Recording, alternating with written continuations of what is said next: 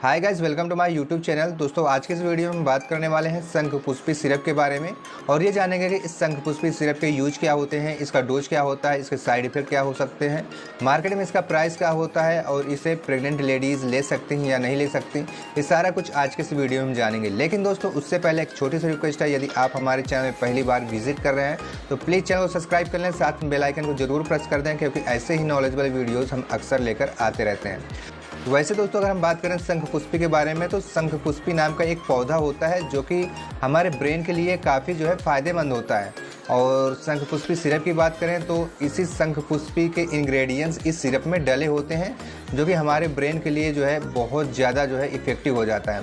अगर दोस्तों हम बात करें इस शंखपुष्पी सिरप के यूज के बारे में, तो इसका जो यूज़ होता है हमारे ब्रेन संबंधित रोगों में होता है। जैसे कि हमें ब्रेन संबंधित छोटी मोटी बीमारियां होती हैं, जैसे कि कभी कभी क्या होता है कि छोटे बच्चों में क्या देखने को मिलता है कि उन्हें भूलने की बीमारी होती है, तो उन कंडीशन में भी छोटे बच्चों को भी इस शंखपुष्पी सिरप का यूज करवाया जाता है। और अक्सर आपने देखा होगा कि बच्चा कभी कभी रात में आपको बताता भी नहीं है कि मुझे सुसु लगी हुई है, और वो बिस्तर प्रॉपर गीला कर देता है। पर डे बिस्तर उसका गीला ही मिलता है, वो आपको बताता ही नहीं है कि मुझे सुसु लगी हुई है या फिर मुझे क्या प्रॉब्लम है। तो उन कंडीशन में छोटे बच्चों के लिए भी यह काफ़ी इफ़ेक्टिव सिरप होती है। साथ में दोस्तों, इस सिरप का प्रयोग एडल्ट लोग भी कर सकते हैं। यदि आपको मानसिक थकावट बनी रहती है, आपको चिड़चिड़ापन महसूस होता है, या फिर रात में आपको टेंशन के कारण नींद नहीं आती है, या फिर आपको सर दर्द बना रहता है, तो उन कंडीशन में ब्रेन को थोड़ा सा एनर्जी देने के लिए भी इस सिरप का प्रयोग करवाया जाता है। लेकिन दोस्तों, ये जो सिरप होती है ब्रेन संबंधित रोगों में तो काम आती ही आती है, साथ में और भी यह बहुत जगह हमारे बॉडी पे वर्क करती है। जैसे कि यदि आपको एनीमिया है, बॉडी में खून की कमी है, तो उन कंडीशन में भी इस सिरप का प्रयोग किया जा सकता है।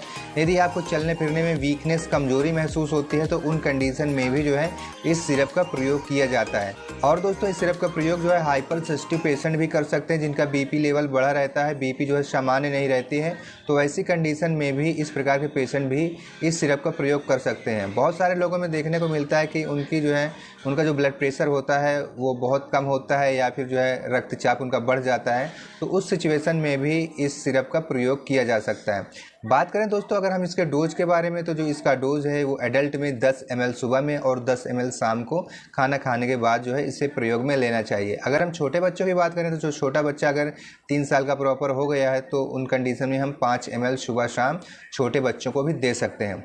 अगर बात करें दोस्तों हम कि इस सिरप का यूज हम प्रेग्नेंट लेडी को करवा सकते हैं या नहीं करवा सकते हैं, तो बेसिकली इस सिरप का प्रयोग प्रेग्नेंट लेडी को भी करवाया जा सकता है, इससे उन्हें कोई भी प्रॉब्लम नहीं होती है। सो गाइज, आई होप यह वीडियो आपको पसंद आया होगा और आप समझ गए होंगे कि यह शंखपुष्पी सिरप किन किन कंडीशन में यूज में ली जाती है।